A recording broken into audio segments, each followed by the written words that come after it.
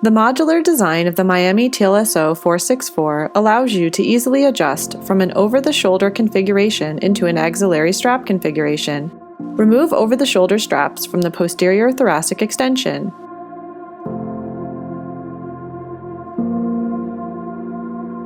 Detach compression system handles.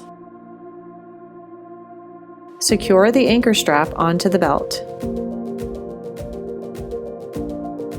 Reattach the free end of the strap to the strap anchor and tighten the strap.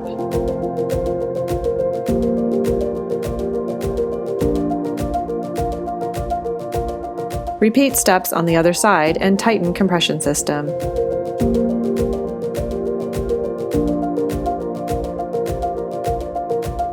In upright position, verify the strap positioning. Adjust if needed.